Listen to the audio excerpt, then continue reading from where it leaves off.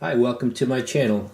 In this video we'll be going over another interesting experiment using the Arduino Uno and its interaction with photosensitive resistors and a color mixing LED, which is 3 LEDs in one package, and we'll be varying the colors and the brightness of that LED using Pulse Width Modulation, which is a capability that the Arduino has on some of its pins.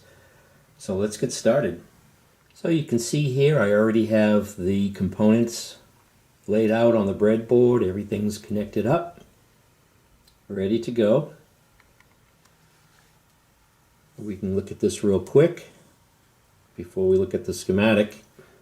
So underneath each of these colored lenses here is one of these photoresistors. You can see here there's just a block of this material that breaks off of the platform that we put together, and then it's sort of a pain. They have you take this colored material and slide it into these slots.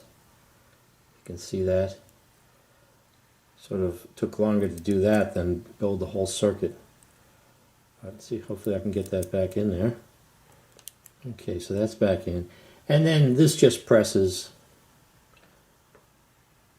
It's got the same shape as the photoresistor. That just presses in. And there's no polarity to these. Again, it's just a value of resistance that varies with brightness of light. So put that back in.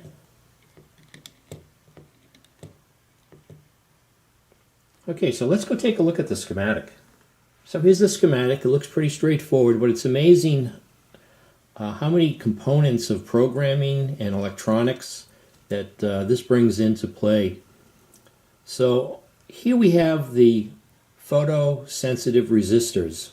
So again, these will change value depending on the intensity and color of light that they see. And here we have a 10K resistor.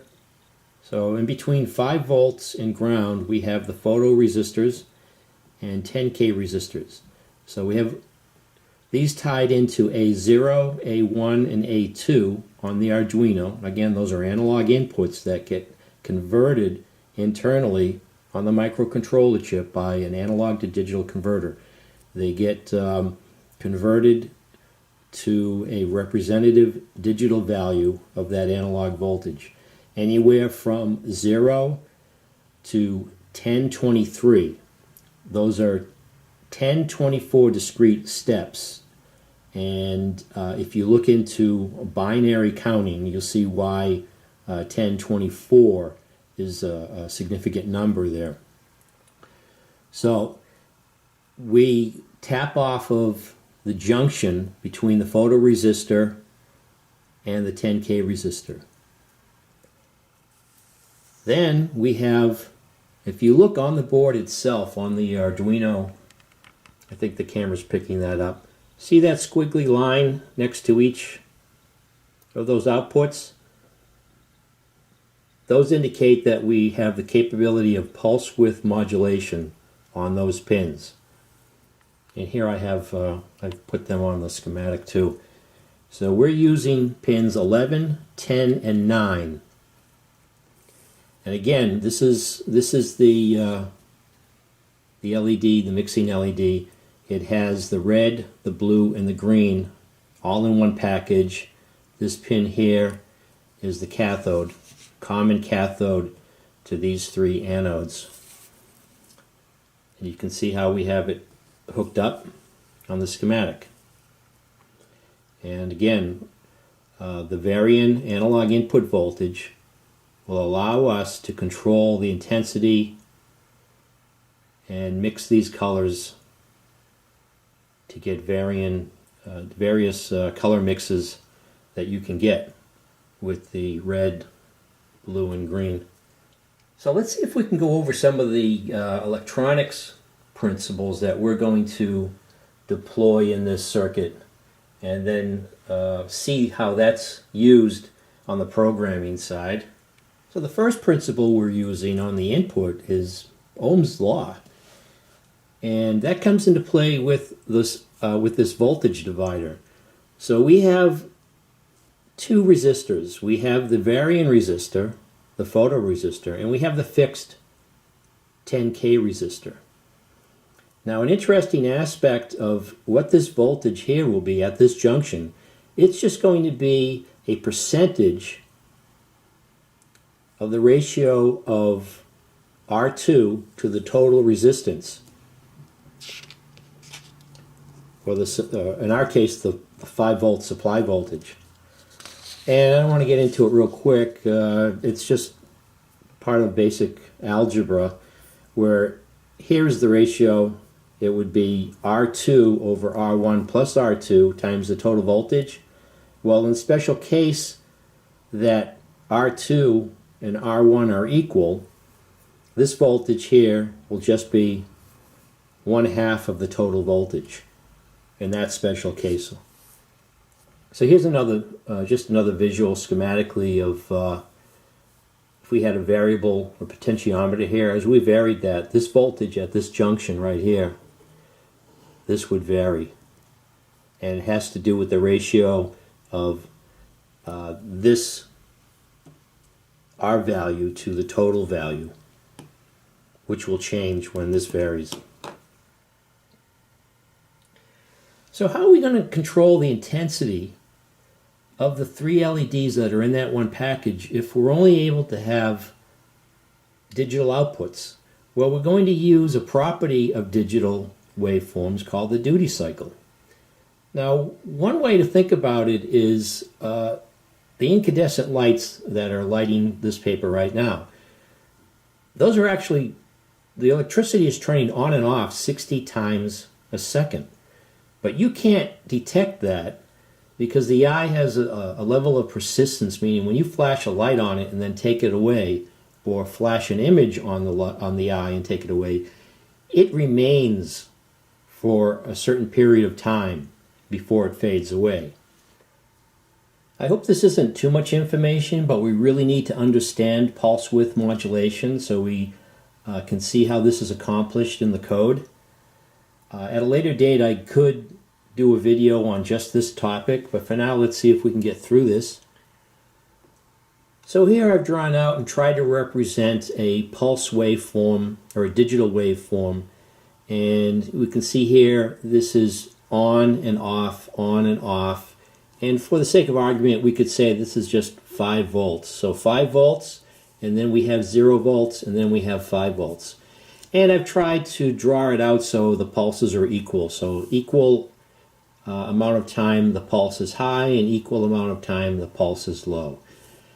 Now in digital, when measuring digital waveforms, if we measure from one leading pulse to the next leading pulse, or from the falling edge of a pulse to the next falling edge of a pulse, we call that amount of time the period, t.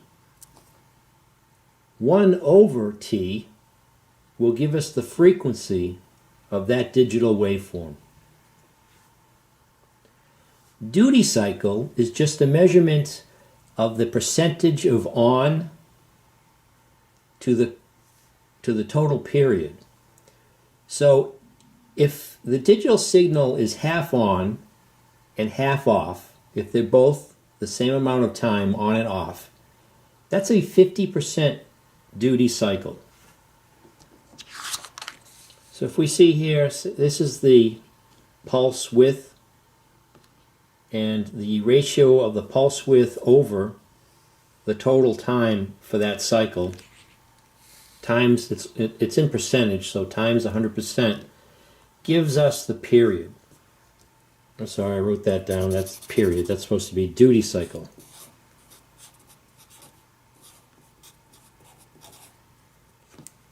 So the duty cycle is just a measurement of the percentage of on time to the total time of one cycle.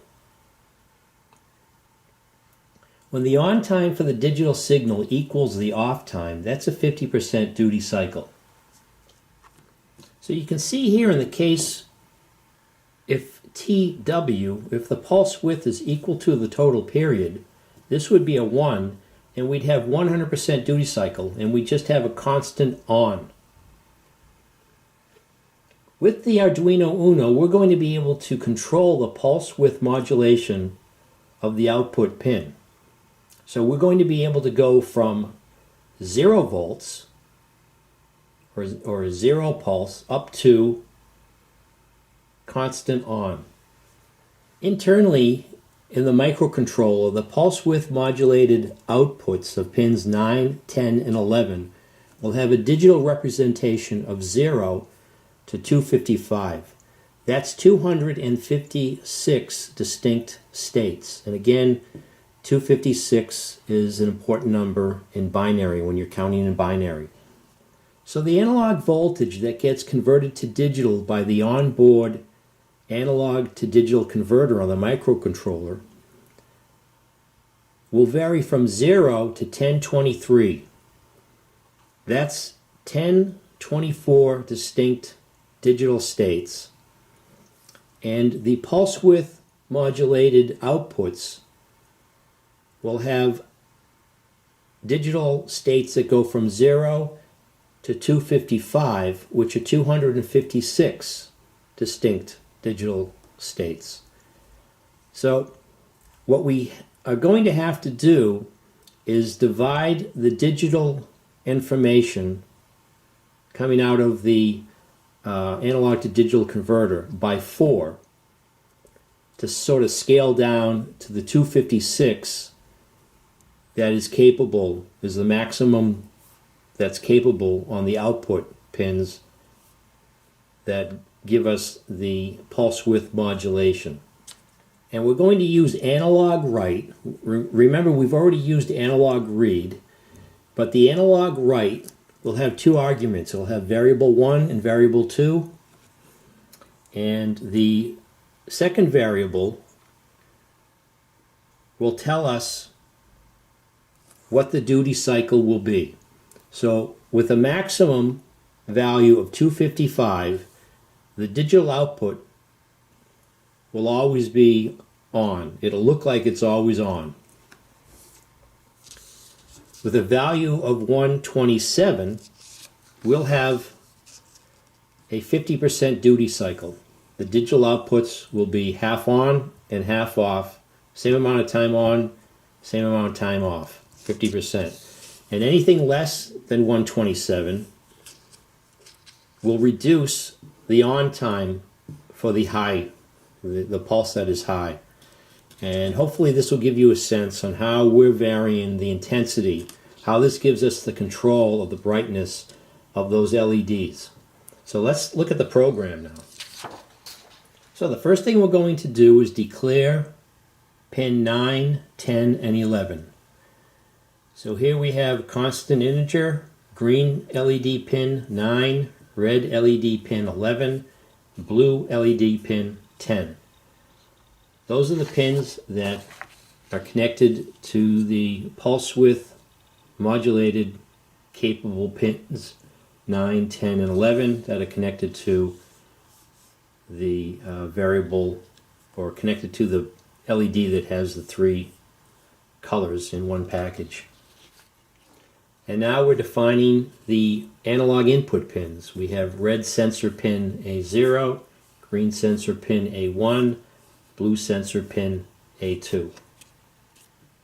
And the photoresistors are connected, or the junction of the photoresistor and the 10K resistor are connected to those 3 analog inputs. And now, very important, we want to initialize all these variables to 0, and that's what the next lines of code do. In this experiment, we're also going to be using the serial port again, so we can display this information in the serial monitor. We have the serial begin command, 9600 baud, pin mode. So we're defining the green LED pin as an output, the red LED pin as an output, and the blue LED pin output. And now in this loop we're going to read the analog inputs. We have the command here, red sensor value will equal analog read of red sensor pin. And remember, we defined the red sensor pin, read sensor pin, and the blue sensor pin as A0, 1, and 2. Now, we have the on-board analog to digital converter, and then that information is then going to be converted again to give us the pulse width modulated control of the output pins. That's going to take some time.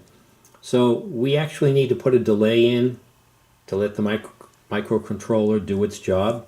So putting a little bit of delay in between each of these commands, give the analog to digital converter time to do its calculation. Now we're using the serial print again to print the information on the in the serial monitor program. So we have raw sensor value. This T here is the command for a tab, the /T. So this gives us a tab, gives us some space before it displays the value or displays the next text here as red.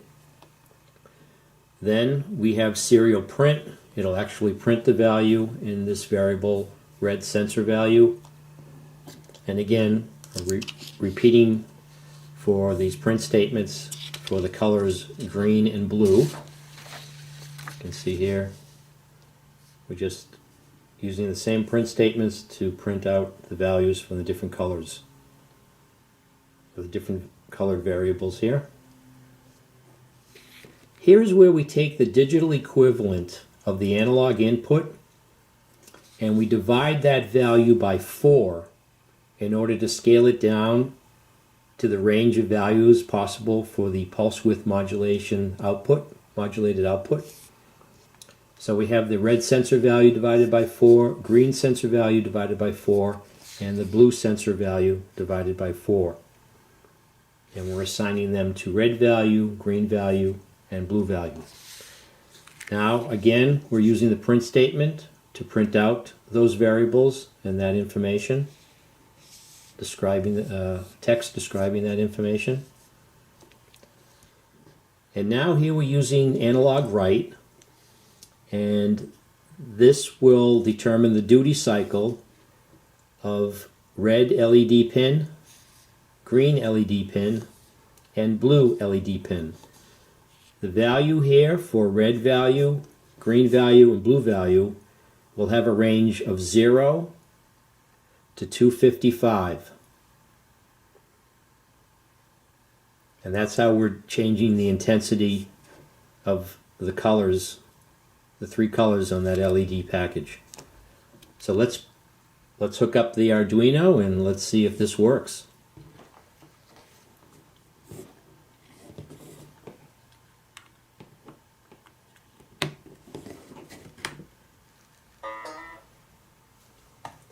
So again, in the Arduino IDE, we go to Examples, Starter Kit, and Chapter 4. Here's the code. Okay, so the LED is initially off. Let's upload the new sketch.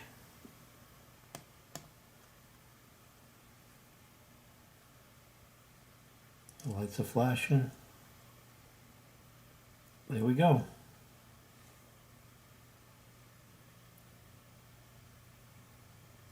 I think it's working.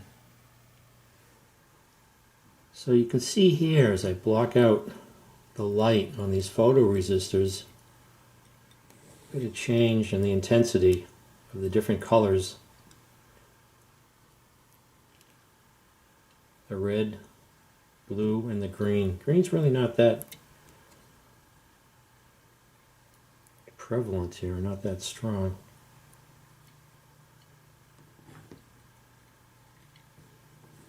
I don't know if the camera even picks that up.